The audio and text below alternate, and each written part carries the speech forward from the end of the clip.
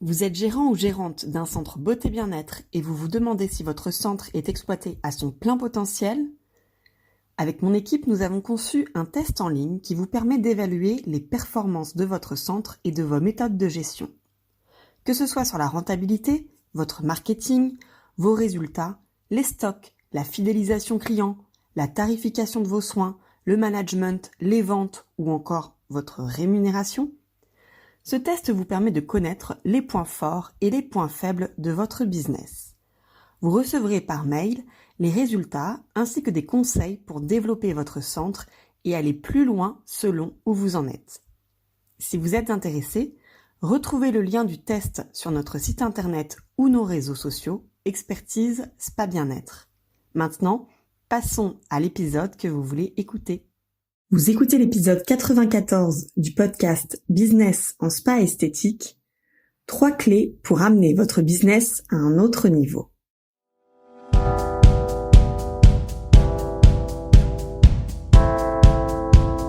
Bienvenue sur Business en spa esthétique, le premier podcast du secteur du spa et de l'esthétique en France.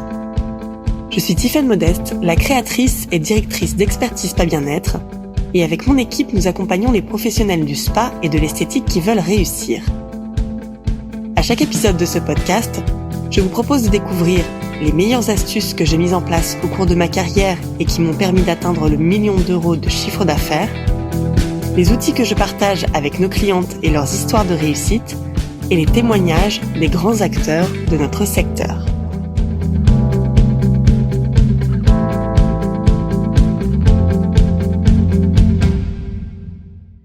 Cette semaine, j'aimerais m'adresser à vous, les centres qui fonctionnent bien. Je voulais vous tirer mon chapeau puisque si vous êtes arrivé à ce niveau, c'est que vous avez su créer une entreprise dans laquelle on se sent bien. Vous avez su développer une image de marque moderne et attractive et vous avez su faire fructifier votre idée de projet d'activité dans le secteur du spa, de la beauté et du bien-être. Alors oui, bravo! Ces dernières années ont été particulièrement challengeantes pour l'ensemble des acteurs de notre secteur. Que ce soit les centres, les marques de cosmétiques, les fournisseurs esthétiques, les formateurs. C'est vrai qu'il nous a fallu composer avec de nouvelles cartes, de nouveaux contextes et de nouveaux rythmes de travail. Si vous faites partie de ces centres qui tournent bien, c'est que vous êtes arrivé à un certain niveau. Au moment où j'enregistre cet épisode, nous arrivons à la fin de l'année. C'est une période où, en tant que chef d'entreprise, nous faisons le bilan de l'année qui vient de s'écouler et nous préparons la liste de nos envies pour l'année prochaine.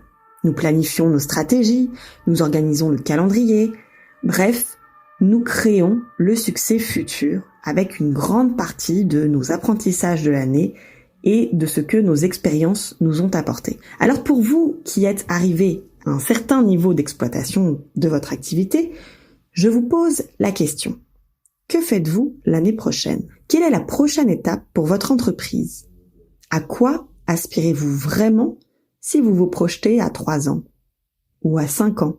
Je sais qu'il est parfois difficile de se projeter un peu plus loin, mais si vous avez quelques minutes, ou quelques heures plutôt, devant vous au cours des prochains jours, faites cet exercice. À quoi j'aimerais que ma vie ressemble dans 3 ans? Si tout était possible, si toutes les conditions étaient réunies, à quoi ressemblerait ma vie dans 5 ans?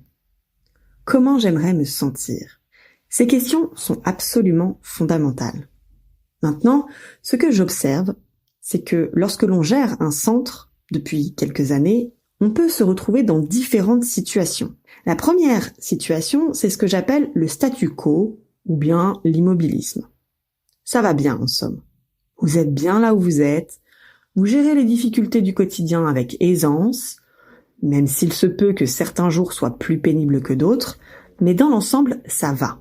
Votre trésorerie est plutôt confortable, ce qui vous assure une certaine sérénité. Et si vous avez une équipe, il se peut que celle-ci soit opérationnelle, qu'elle sait ce qu'elle a à faire. Et je dirais, au grand luxe de nos jours, que vous avez peu d'absentéisme. De ce fait, vous vous dites, tout va bien, ça roule. La deuxième situation, c'est l'envie de renouveau. Vous avez l'impression d'avoir fait le tour de votre activité. Vous êtes très clairement installé dans la routine. Alors c'est à la fois confortable, mais par moments ennuyant. Vous vous demandez s'il ne faut pas revendre votre activité ou passer à autre chose. Une reconversion, un nouveau projet qui vous donnera cette énergie créatrice folle des débuts. Et puis il y a des jours où vous doutez. Peut-être que finalement, il vaut mieux rester là où j'en suis. Après tout, ça fonctionne. Et enfin, la troisième situation, c'est l'envie de développer davantage. Vous êtes satisfait ou satisfaite du chemin parcouru et vous savez que vous pouvez aller plus loin, qu'il vous reste des choses à accomplir. Vous êtes plutôt ici dans une énergie galvanisante. Votre activité tourne comme vous le souhaitez et vous vous demandez déjà quelle est la prochaine étape. Alors, pour vous, si vous êtes dans cette situation numéro 3, écoutez bien ce qui va suivre juste après. Si vous vous êtes reconnu dans l'une de ces 3 situations, sachez une chose. Il n'y a pas de bonne ou de mauvaise décision. Personne ne vous force à aller toujours plus loin, à rechercher de la croissance à tout prix. Cette envie, elle doit être la vôtre avant tout et surtout pas celle des autres. La seule chose que je vous invite à reconsidérer, c'est votre vision. C'est en vous posant les questions que je vous ai présentées il y a quelques instants, à quoi aspirez-vous pour la suite? Et la réponse vous appartient, complètement. Maintenant, pour celles et ceux qui veulent passer à l'étape de développement supérieur, si vous vous êtes reconnu dans la situation numéro 3, que vous savez que cette envie de développement et de croissance, elle fait partie de vos aspirations, alors je vous propose de vous concentrer sur 3 clés qui permettent d'accéder à la prochaine marche. La première clé, la première étape, consiste à faire le bilan complet, faire l'audit de votre situation. Et ça consiste à prendre un maximum de recul. Alors je vous invite vraiment à sortir de votre centre pendant une journée ou si vous avez la possibilité de sortir un peu plus longtemps. Et surtout, sortir de cabine si vous y êtes. Et vous allez, pendant ce temps, regarder l'ensemble des fondations de votre activité. Tout d'abord, votre situation financière, la rentabilité de votre activité, les indicateurs clés de performance. Ce sont vos chiffres et notamment les ratios qui vous donnent de précieuses indications sur les leviers que vous pouvez actionner et sur lesquels vous devez vous concentrer. Une fois que vous avez fait ça, vous pouvez analyser ensuite l'efficacité de votre marketing. Alors, certes, ici, ce sont vos chiffres qui vont vous indiquer si oui ou non votre marketing est encore efficace. Une fois que vous avez analysé le marketing, vous pouvez passer à l'analyse du parcours client dans ses moindres détails. Oui, je sais bien que l'on s'attarde souvent sur les ventes pour se dire « oui, mon parcours client fonctionne » ou bien « non, ça ne fonctionne pas ». Mais analyser profondément votre parcours client vous permettra de mettre en lumière tous les petits détails de vos prises en charge que vous pouvez améliorer pour rendre vos services, vos prestations encore plus efficaces, pour rendre vos clients absolument fans de vos services. Je vois par exemple de très jolis centres, très élégants, bien décorés, qui donnent envie. Mais lorsqu'on y entre, on expérimente un parcours client qui est souvent bancal et pas vraiment optimisé. Donc ici, croyez-moi, on a toujours quelque chose à revoir dans son parcours client. Si vous comprenez ça, si chaque année vous mettez un point d'honneur à analyser votre parcours client dans ses moindres détails, vous verrez alors toutes les optimisations qu'il vous est possible de mettre en place. Et croyez-moi, les centres qui font ça chaque année prennent une longueur d'avance phénoménale. Pour cela, l'outil le plus fabuleux, c'est de réaliser des visites mystères. Et c'est un des outils que je préfère. Et enfin, pour terminer cet audit global, il vous faudra analyser vos habitudes de travail, la façon dont vous gérez votre temps. Allez, on s'en parle? Gérez votre temps, ce que vous mettez en priorité dans vos journées et pourquoi vous faites ces choix-là.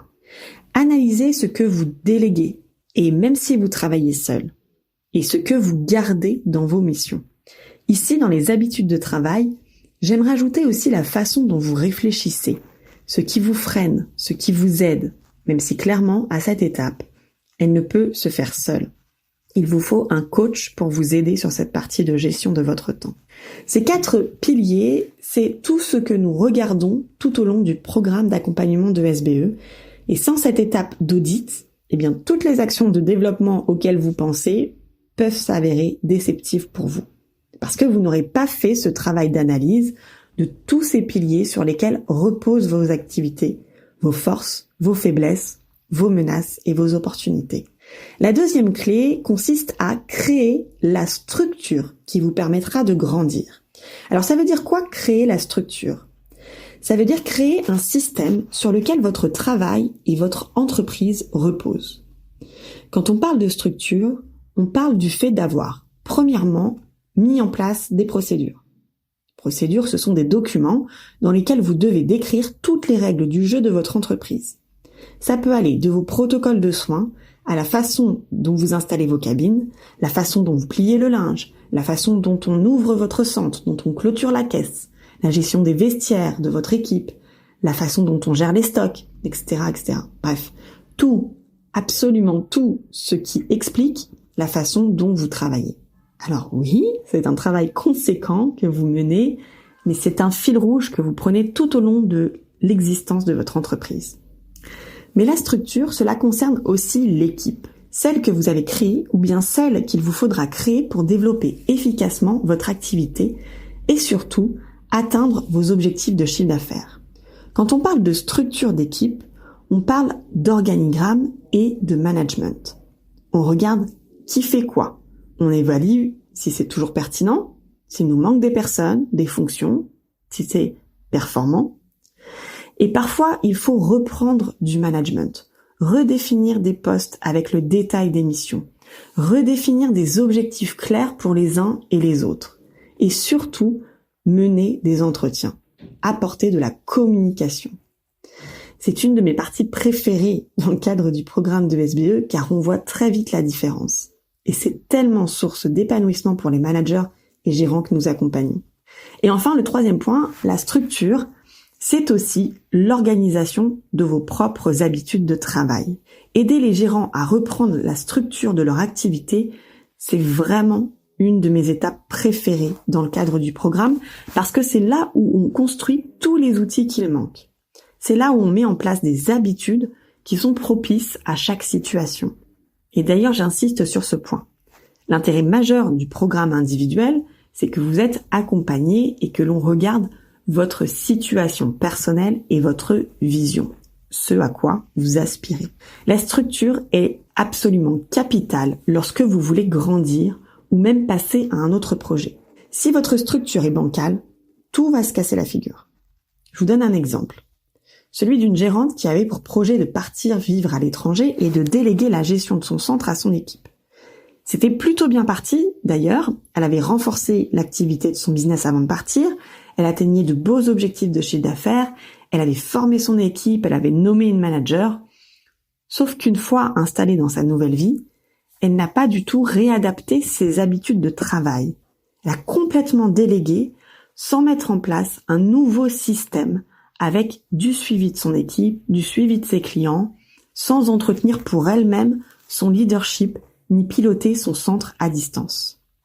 Et résultat, n'ayant pas créé la structure nécessaire à ce nouveau projet de vie, tout s'est cassé la figure au sein de son centre. On peut aussi constater les conséquences de ne pas revoir régulièrement la structure au sein de son entreprise, avec les nombreux exemples dans l'univers des startups, notamment où on aspire à une croissance hyper rapide, on lève des fonds, on investit tant et plus, mais bien souvent, on ne se laisse pas le temps de créer la structure, les fondations qui font que cette nouvelle taille d'activité peut tenir la route. Alors, même si dans notre secteur, les échelles sont bien différentes, ce sont les mêmes mécanismes qui entrent en jeu.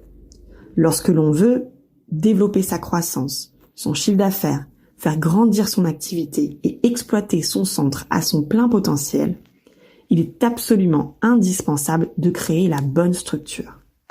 Et je crois profondément que les chefs d'entreprise qui aspirent à cela ont besoin de se faire accompagner. C'est un moment de vie tellement particulier pour une entreprise que d'avoir un copilote, une sorte de maître Yoda qui nous guide et vous aide à mettre nos idées, vos avancées en perspective. C'est clairement un ingrédient de la réussite. Et enfin, la troisième clé pour faire grandir votre centre à son plein potentiel, aujourd'hui, c'est la réputation. Aujourd'hui, si une entreprise veut tenir sur la longueur, il lui faut prendre soin de sa réputation. encore plus dans notre secteur où nous avons de plus en plus d'acteurs qui se lancent sur le marché. Des professionnels de la beauté et du bien-être qui deviennent indépendants, des investisseurs qui ouvrent de grands établissements, et puis tous les centres déjà en activité. De l'autre côté, des clients qui sont moins nombreux, ou bien avec moins de pouvoir d'achat. Mais dans tous les cas, des clients qui regardent à 2 fois avant de faire appel à vos services. Donc travailler sur la réputation de son entreprise est fondamental. Mais je dirais qu'ici, c'est une des choses les plus délicates à faire pour un chef d'entreprise. Parce que manager sa réputation, cela revient à manager des émotions. Les émotions des clients, bien sûr. Est-ce qu'ils sont juste satisfaits ou bien complètement conquis? Ces clients qui expérimentent vos services jugent tout en permanence.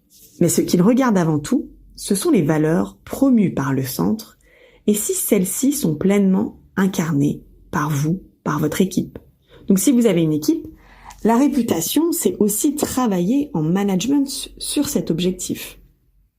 Donc cette troisième clé, elle est à mon sens l'une des plus exigeantes parce qu'elle nécessite de développer votre leadership, de réévaluer continuellement la façon de penser et d'être très très clair avec votre vision et ce que vous voulez créer. En conclusion donc, notez bien ceci. Ce sont ces 3 clés combinées qui vous permettent d'atteindre le niveau supérieur pour développer votre activité. Donc avant de vous dire « non, j'ai juste besoin d'investir dans une nouvelle technique de soins » ou bien un nouvel appareil, ou bien une nouvelle marque de cosmétiques, bref, assurez-vous d'investir avant tout dans l'analyse de votre situation à 360 degrés, d'investir dans la structure de votre centre et de votre gestion du temps et dans la réputation. Parce que si vous faites les choses dans le mauvais ordre, il y a fort à parier que vous serez grandement déçus. Si vous aimez ce podcast, rendez-vous sur le site Expertise Pas Bien-être pour découvrir les cours et le programme d'ESVE qui ont déjà aidé des milliers de gérants, managers et leurs équipes à développer leurs compétences et les performances de leur business. N'oubliez pas de vous abonner au podcast dans votre plateforme d'écoute préférée et de nous partager votre avis. Cela nous aide énormément. Merci et à la semaine prochaine.